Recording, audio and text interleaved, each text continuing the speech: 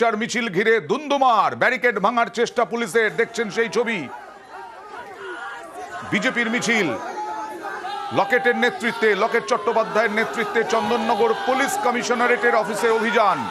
Barricade ভেঙে এগোনোর চেষ্টা, পুলিশের সঙ্গে ধস্তাধস্তি। প্রথম ব্যারিকেড ভেঙে ফেললেন বিজেপি যুব মোর্চার কর্মীরা।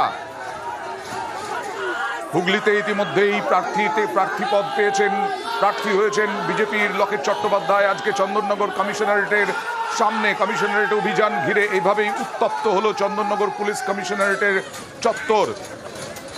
পুলিশের সঙ্গে তর্কাতর্কি, অ্যাম্বিয়েন্স।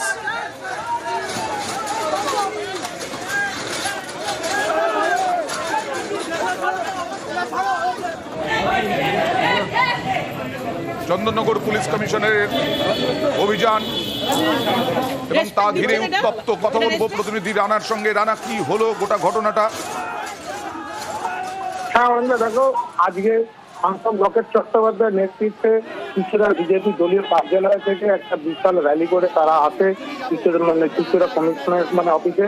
তাদের মূল দাবিটা হচ্ছে যে যেভাবে হিংসা ছড়াচ্ছে, আইন শৃঙ্খলার অবনতি হচ্ছে, মহিলাদের সম্মানহানি হচ্ছে, মহিলাদের কোনো সুরক্ষিত নয় এই রাজ্যে, সেই নিয়ে তারা ডেপুটেশন গিয়ে পুলিশের পক্ষ থেকে 3টে ব্যারিকেড করা হয়।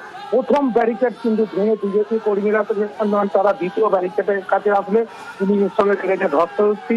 পরে সাংসদ তারা 4জন দলীয় কর্মী তাদেরকে কমিশনার অফিসে ঢুকতে দেয়। সেখানে গিয়ে তারা ডেপুটেশন তারপরে কিন্তু পরিস্থিতি এলাকা শান্ত হয়। ধন্যবাদ।